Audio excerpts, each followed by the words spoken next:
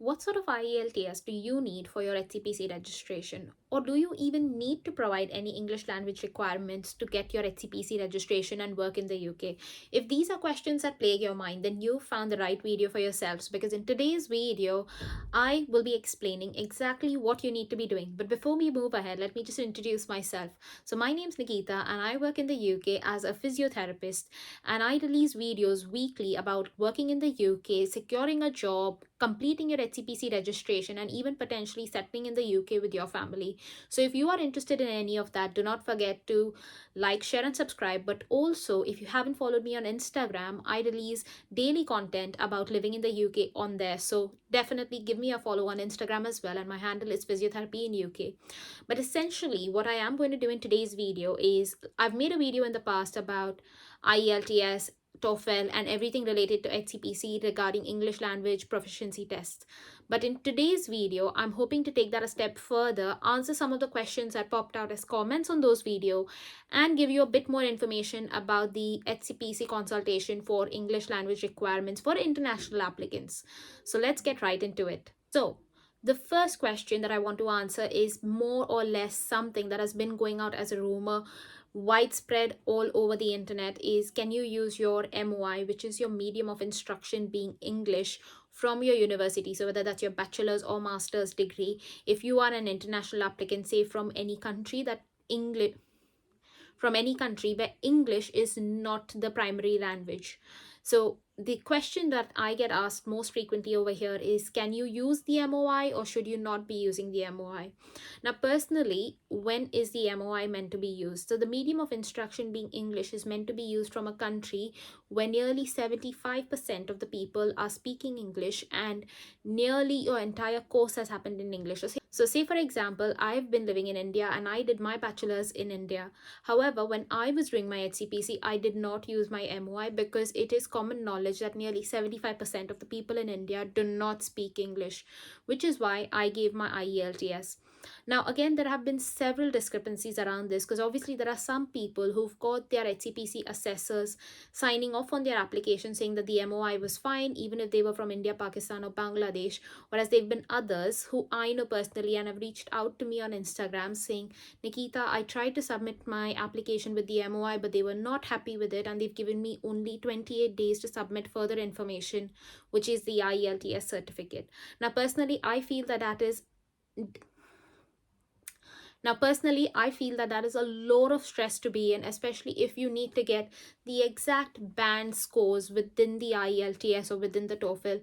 And I would definitely not recommend it to any of my one-to-one clients. So I personally feel like this is the advice I want to share with all of you out here is, please do not do that. Please just go and give the IELTS. I know it can be hard, and there are a list of free resources I've highlighted on my Instagram channel. So please just go over there, check those free resources, and prepare yourselves really well for it. Now, the second question that I get asked most commonly is, Nikita, do I need to specifically give a single type of IELTS? Now, again, if that is your question in terms of which kind of IELTS you need to give, I would highly recommend you check out this video where I've explained all of that in massive detail. But one of the questions on my last videos was obviously, Nikita, say for example, I've done my academic IELTS. So can I go ahead with my HCPC registration with my academic IELTS? But when I get a job within the NHS, when I apply for my health and skilled worker visa, then do I need to give UKVI IELTS, which is more like a generic UK exam? And the answer to this is no. So, for example, when I came to the UK, I gave my academic IELTS to get my HCPC registration, and I used the same IELTS when I applied for my health and care worker visa. And the best part about this is that the IELTS that cleared me for my first UK work visa is now even considered. So don't get me wrong, I don't mean that it's not expired yet and I'm using it. I just mean that because I have proved my English language proficiency for UK visas in the past using my IELTS for the work visa, every time I may change my employer or if I need to renew my work visa, the UK government or the Home Office is not asking me to keep repeating my IELTS exams. And I think this is a massive advantage. I think it's definitely valuable to give it once and forget about it and then not worry about it for the next 5 years when you're in the UK. Again, coming down to one of the final questions that I want to answer in this video, which is about what tests are accepted by the HCPC at the minute. So as you are all aware, you need to essentially give only your IELTS or your TOEFL.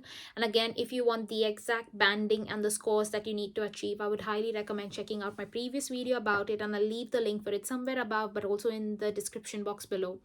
But right now, what HCPC is doing is something that is really special, and I think everybody should be aware about it. Because right now, HCPC is conducting a consultation. So essentially, it is reaching out to people who have either completed their HCPC or in the process of applying for it, to ask them what are their opinions about potentially using English language tests, whether they should scrap it, whether they should include it, what are some of their concerns, and things like that. Now, as a part of this consultation, there have been several suggestions, and I've again made a detailed video about it. So please check that out because it's really helpful.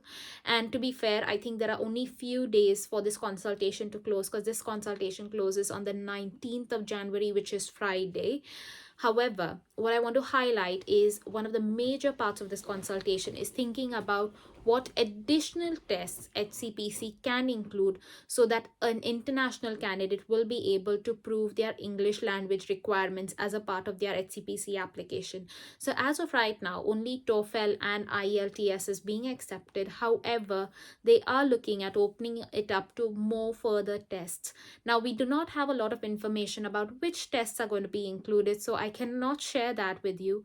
But potentially, what I can urge you to do is, if you have completed your HCPC registration, if you are in the process of applying for it, or if you are going to potentially even apply for it at a later stage, please do not forget to fill out the survey, and I'll leave the link for that again in the description box below, because I personally feel that this is a very good opportunity. All of us are given a voice here, and we can potentially try and shape the way HCPC reviews international applicants just by filling out this survey, which shouldn't take you more than 10 minutes. Now, I really hope that this video helped you, and if it did, do not forget to like, share, and subscribe. But if any of y'all have questions that y'all would like to further discuss with me or get my opinion about, do not forget to book a one-to-one session with me, and I'll leave the link for that again in the description box below. But that's it for today's video, guys. Let me know if you have any questions in the comments below. Take care. Bye.